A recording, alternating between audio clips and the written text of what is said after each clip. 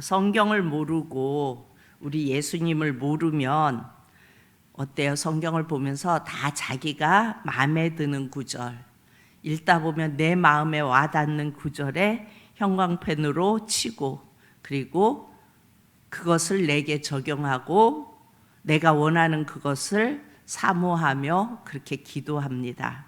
그러나 하나님은요, 정확하게 법을 주셨고, 그리고 그 법을 따라서 축복하고 저주하십니다. 그렇지 않으면 하나님의 공의가 서지 않습니다. 하나님께서 이 문제를 시작하시고 완성하신 방법이 바로 예수님이십니다. 오늘 보면요, 다윗이 감람산을 맨발로 올라가면서 울었어요. 그러니까 성경을 예수님으로 보고 예수님을 만난 자는 구약에 일어나는 일들을 보면 그대로 누가 클로즈돼요? 예수님이 그대로 클로즈됩니다. 이렇게 예수님이 보이는 것은 우리가 똑똑해서가 아니라 성령님께서 열어주시는 겁니다. 성령님께서 보게 하시는 것입니다. 오늘 본문을 보면요, 다윗이 맨발로 머리를 풀고 도망을 갈 때 세 종류의 사람들이 나타납니다. 예수님이 십자가를 지실 때도 세 종류의 인간들이 있었습니다. 오늘 1절을 봅니다. 1절을 보면요, 다윗이 마르턱을 조금 지나니 무비보셋의 종 시바가 안장 지운 두 나귀에 떡 200개와 건포도 100송이와 여름 과일 100개와 포도주 한 가죽 부대를 싣고 다윗을 맞는지라 말씀합니다. 무비보셋의 종 시바, 기억하시죠? 이 시바가 누리고 있었는데 무비보셋은 그냥 어디에 이렇게 숨어서 지내고 있는데 다윗이 그를 데려오고 이 시바의 모든 재산을 무비보셋에게 돌리죠. 그런데 지금 시바가 이 모든 떡 200개와 뭐 이런 것들을 가지고 다윗 왕을 맞으러 나옵니다. 무비보셋은 사울의 아들이에요. 다윗의 한상에서 밥을 먹고, 그래서 이제 네가 나와 한상에서 밥을 먹자. 그러니까 무비보셋이 죽은 개 같은 나에게 어떻게 이런 은혜를 베푸냐고 말을 하죠. 그러면서 눈물로 다윗에게 감사했는데 지금 이 상황 속에 그 무비보셋은 오지 않고 그의 종 시바가 옵니다.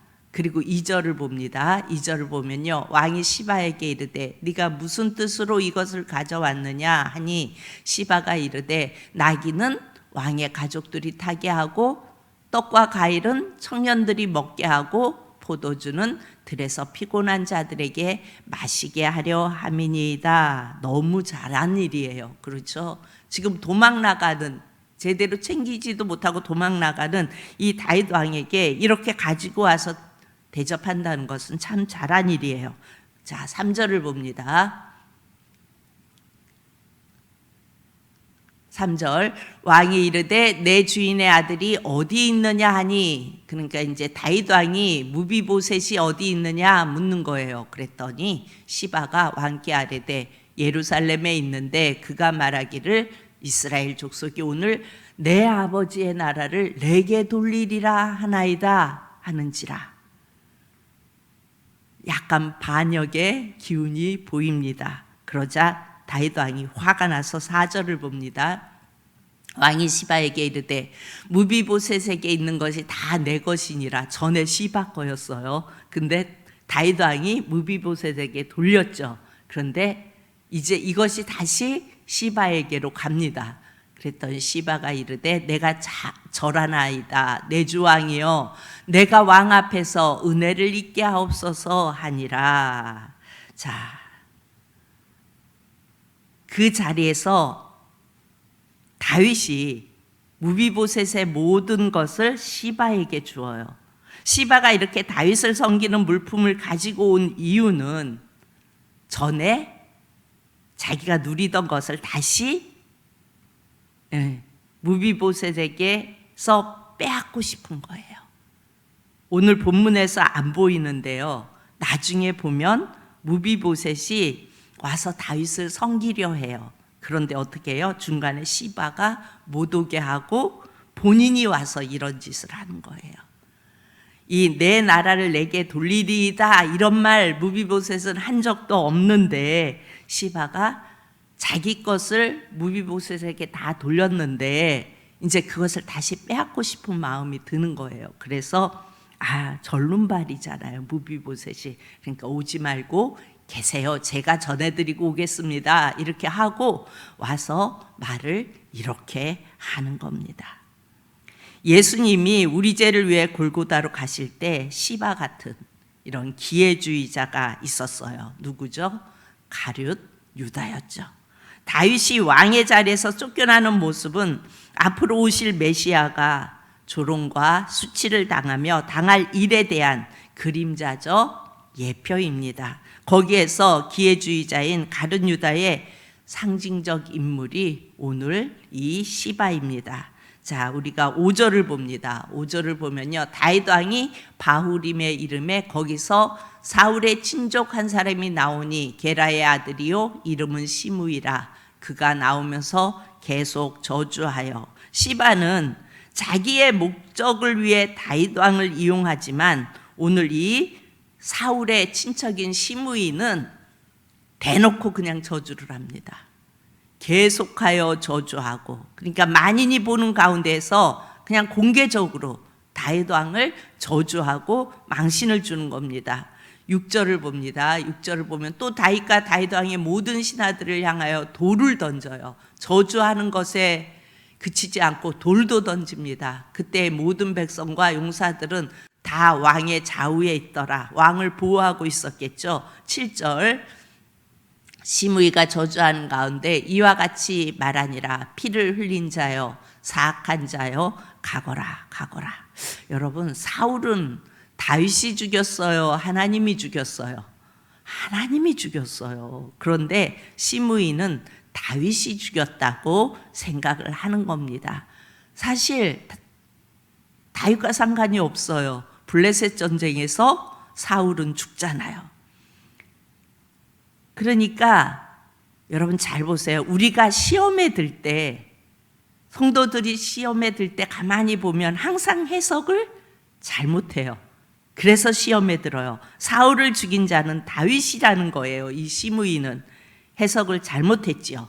사울을 끌어내리고 다윗이 왕이 되었다고 지금 사악하다는 거예요. 사악한 자요, 가거라 가거라.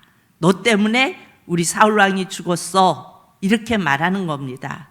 여러분, 예수님이 십자가의 길을 갈 때 대놓고 저주한 자가 있어요. 종교 지도자들이죠.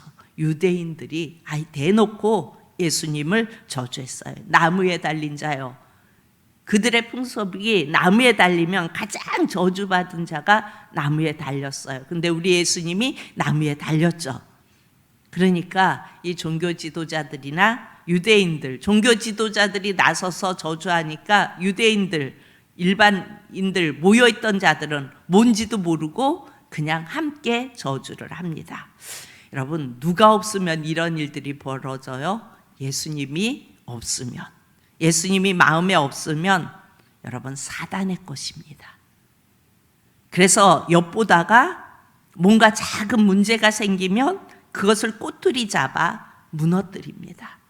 이것은 가정에서도 마찬가지고 교회에서도 마찬가지고, 예수가 없으면 그냥 기회를 보다가 뭔가 하나 별거 아닌데 그 꼬투리를 잡아서 다 망치는 그런 상황을 우리는 종종 경험하지요. 왜 그래요?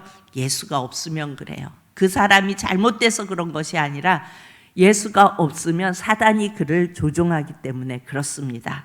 오늘 11절을 우리가 넘어가서 봅니다. 11절에 또 다윗이 아비새와 모든 신하들에게 이르되 내 몸에서 난 아들도 내 생명을 해하려 하거든 하물며 이 베냐민 사람이랴. 무슨 말이에요? 지금 시므이가 이렇게 저주하고 돌을 던지면서 오니까 신하들이 베어버릴까요? 하죠. 그랬더니 냅둬라. 내 몸에서 난 아들 압살롬도 나를 치러 오려고 올라오고 있는데 하물며 이 베냐민, 사울의 후손 이 베냐민 사람이라 여호와께서 그에게 명령하신 것이니 그가 저주하게 버려두라 라고 얘기해요. 하나님께서 그렇게 하게끔 한 것이니까 그냥 내버려 둬라, 그렇게 이야기합니다. 여기서 나오는 아비새와 모든 신하들, 그러니까 다윗과 함께하는 사람, 예수님과 함께하는 사람이 있었죠. 예수님의 십자가의 밑까지 따라갔던 사람들이 있었어요. 하나님은 다윗의 이야기를 통해서, 이 다윗 왕의 이야기를 통해서 앞으로 오실 메시아가 죽으러 올라갈 때에 이런 세 종류의 인간들이 있을 거라고 미리 알려주시는 거예요. 미리 말씀하시는 거예요. 12제자 중에도 예수의 영을 따르지 않는 마귀의 영을 가진 자를 의도적으로 뽑아서 보여주셔요. 그러니까 가룟 유다가 그 생각을 하고 할 때에 그가 사단이 그의 안에 들어갔더라 라고 말씀하시죠. 그러니까 가룟 유다가 나빴다라기보다 가룟 유다 안에 사단이 들어가서 그렇게 하도록 그렇게 하는 겁니다. 오늘날도요, 교회 안에 예수님과 상관없는, 그래서 어떤 극적인 순간에 마귀의 역할을 할 수 있는 자가 있다는 것을 말씀하고 있습니다. 그게 누가 될지는 아무도 몰라요. 그래서 우리는 매일매일 하나님 앞에 나를 쳐서 복종해야 합니다. 그리고 예수님이 내 안에 계시도록 예수님을 붙잡아야 합니다. 그렇지 않으면 저 사람이 나빠서, 저 사람은 원래 저렇게 야비한 사람이야, 그래서 그렇게 하는 것이 아니라 정말 선하고 괜찮았던 사람 같은데도 어느 날 그의 마음에 어떤 상황 속에서 극적인 순간에 마귀의 역할을 할 수 있다고요. 그래서 우리는 깨어 있어야 하고 늘 예수님을 바라봐야 합니다. 그래서 우리는 늘 주님 앞에 나와서 주님, 나는 죄인입니다. 예수님이 없으면 우리는 죽어야 할 자들입니다. 그렇죠. 이 세상이 즐기는 그 무엇이 없다 하더라도 예수님 없는 불쌍한 인생으로 살다가 주님, 저는 그렇게 죽고 싶지 않습니다. 예수님, 나와 함께 해주세요. 나의 삶 속에 역사하여 주옵소서. 그리고 나를 지켜주세요. 사단이 나를 건드리지 않도록 예수님이 내 안에서 역사하여 주세요. 늘 이렇게 기도하며 예수님을 붙잡아야 합니다. 여러분, 우리는 다 죄인이지만 어찌할 수 없는 죄성이 우리에게 있어서 언제 넘어질지 몰라요. 우리는 늘 연약하잖아요. 그런데 예수님이 우리 안에 오시면 됩니다. 아멘. 하나님이 우리에게 기회를 주시는 거예요. 계속해서. 그럴 때 우리는 예수님을 붙잡고 그 예수님과 함께 있으면 사단은 우리를 건드릴 수가 없습니다. 여러분, 우리는 지금이라도, 오늘이라도 늘 이렇게 고백해야 합니다. 예수님을 사랑하는 자로 살고 싶습니다. 주님, 나는 예수님을 사랑하는 자로 살고 싶습니다. 제가 찬양을 한다면, 제가 노래를 한다면 예수님을 노래하고 예수님을 찬양하고, 제가 헌금을 한다면 예수님의 제사함에 대한 감사이고 그 은혜에 감사해서 드리는 것이고, 헌신을 한다면 그야말로 예수님을 전해서 한 명이라도 구원받는 그 주님의 가슴 아픈 소원을 이루어 드리는 그런 자로 주님, 제가 살고 싶습니다. 이렇게 고백하며 나아갈 수 있기를 축복합니다. 여러분, 이렇게 예수님을 끊임없이 고백하며 사모하며 그 예수님만을 바라보면은 우리 안에 죄성이 있다 할지라도 사단이 감히 우리를 건드리지 않습니다. 그래서 우리가 연약해도 부족해도 우리는 예수님을 바라보고 어떤 극적인 순간에 마귀의 역할을 하지 않습니다. 그러나 우리가 그 예수님을 잊고 내 뜻대로 내 생각대로 계속 살아가잖아요. 그러면 순간순간에 사단 마귀는 우리 안에 들어와요. 그리고 우리의 생각을 흐트러놔요. 그리고 별것도 아닌데 시험에 들게 만들고 그래서 예수님과 멀어지게 만들고, 이것이 사단이 하는 역할입니다. 오늘도 예수님만이 나의 힘이시고, 그리고 저와 여러분이 살아가는 목적이 되어질 수 있기를 축복합니다. 참 좋으신 아버지 하나님, 은혜